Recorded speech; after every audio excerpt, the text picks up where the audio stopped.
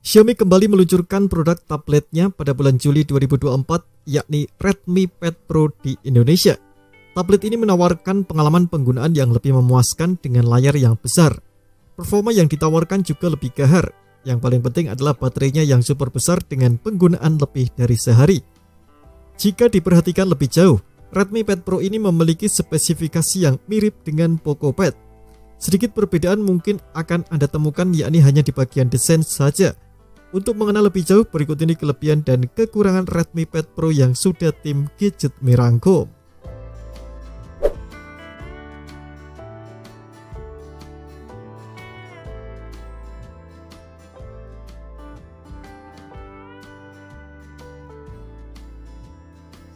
Desain Redmi Pad Pro memiliki ciri khas layar, frame, dan back cover yang rata. Di bagian belakangnya tampak minimalis karena kamera diletakkan begitu saja di bagian bodi tanpa sebuah modul. Bagi saya, tablet dengan ketebalan 7,52 mm ini enak dilihat, mau yang varian warna abu-abu ataupun biru.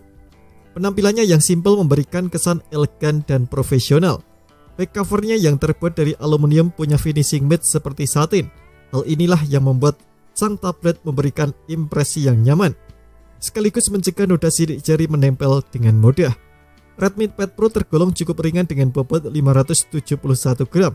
Padahal ukuran layar ini cukup besar dibanding tablet pada umumnya yang hanya 10 inci atau 11 inci. Meski memiliki bobot ringan, build quality tablet ini termasuk bagus. Xiaomi mengklaim bahwa bodi ini tak mudah tergores ataupun lecet.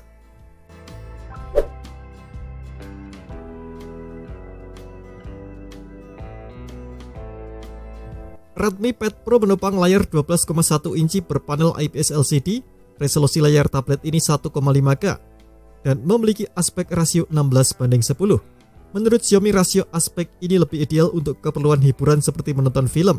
Pasalnya rasio tersebut mampu menghadirkan sudut pandang yang lebih luas. Adapun dukungan refresh rate-nya 120Hz secara adaptif dan touch sampling rate 240Hz. Layar Redmi Pad Pro bisa mencapai tingkat kecerahan 500 nits di dalam ruangan dan 600 nits di luar ruangan. Tingkat kecerahan itu sudah mencukupi untuk penggunaan harian, bahkan saat digunakan di luar ruangan. Yang menarik dari tablet ini adalah punya sertifikasi Widevine L1, Dolby Atmos, dan bisa memutar video YouTube hingga resolusi 4K. Layar di tablet ini sudah dilapisi oleh kaca Corning Gorilla Glass 3, dan tablet ini juga punya speaker stereo berjumlah 4.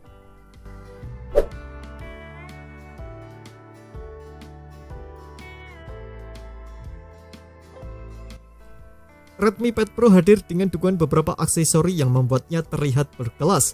Beberapa aksesori itu adalah stylus, keyboard, dan cover. Kualitasnya tentu terjamin karena didukung langsung oleh Xiaomi, bukan aksesori pihak ketiga. Xiaomi menyebut stylus tablet ini dengan Smart Pen. Stylus seberat 10 gram itu punya latensi yang rendah di bawah 10 milidetik. Sebagai catatan, dua aksesori tadi dijual secara terpisah. Menariknya, Xiaomi Indonesia menjual keyboard dan stylus sebagai paket bundling yang tentunya menarik untuk segera dimiliki.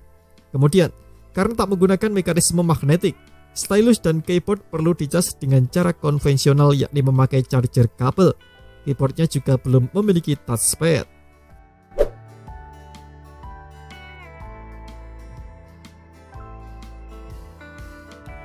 Dapur pacu Redmi Pad Pro disokong Snapdragon 7S generasi kedua rancangan Qualcomm. SoC ini telah terlebih dulu dipakai di Redmi 13 Pro dan Poco X6 dalam khasanah keluarga Xiaomi. Snapdragon 7S generasi kedua memiliki CPU berupa 4 Cortex A78 dengan kecepatan 2,4 GHz dan 4 Cortex A55 dengan kecepatan 1,95 GHz. Unit pengolah grafis yang dipakai adalah Adreno 710 berkecepatan 940 MHz. Komponen lain yang tak kalah penting adalah ISP Spectra sebagai pengolah gambar dan DSP Hexagon yang bertugas sebagai prosesor AI. Snapdragon 7S generasi kedua dibuat oleh Samsung Semiconductor dengan fabrikasi 4 nanometer. Redmi Pad Pro menggunakan chipset itu bersama dengan RAM LPDDR4X 8GB dan penyimpanan UFS 2.2 sebesar 256GB.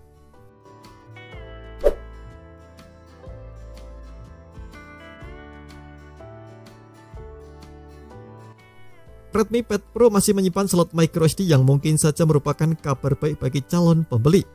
Memori internal tablet ini memang sudah besar, namun ada kelegaan lebih ketika si tablet punya slot microSD, sebab pengguna bisa sewaktu-waktu memasang microSD sebagai solusi jika kelak penyimpanan tablet hampir penuh. Selain punya slot microSD, Redmi Pad Pro juga memiliki audio jack 3,5 mm. Colokan ini jadi solusi ekonomis bagi Anda yang ingin merasakan audio secara lebih mengena. Pasalnya earphone kabel tentu lebih murah ketimbang TWS.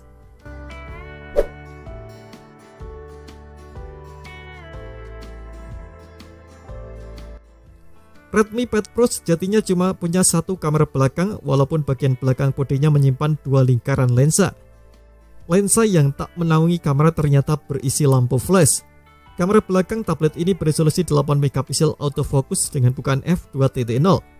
Kamera depan sang tablet juga beresolusi 8 megapiksel, tapi bukaannya sedikit lebih kecil yakni f2.28. Baik kamera belakang maupun kamera depan dapat menghasilkan video dengan resolusi maksimal di 1080p di 30 fps. Fitur seperti focus frame atau mengikuti pergerakan kepala subjek belum ada. Namun yang patut diapresiasi adalah posisi kamera depannya yang berada di bezel dengan sisi terpanjang.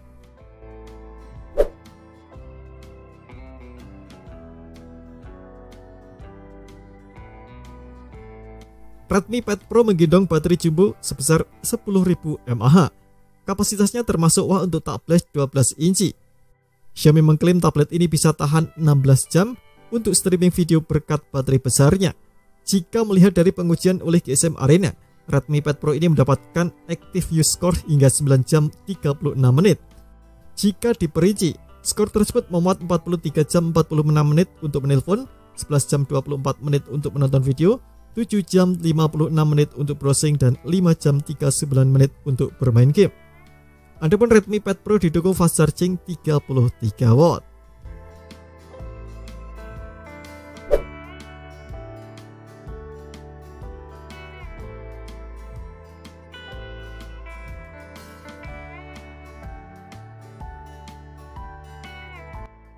Redmi Pad Pro tak punya fitur USB Display Out. Fitur ini tak dimiliki si tablet lantaran port USB yang dimiliki masih mengusung teknologi USB 2.0, bukan USB 3.0 atau yang lebih mutakhir.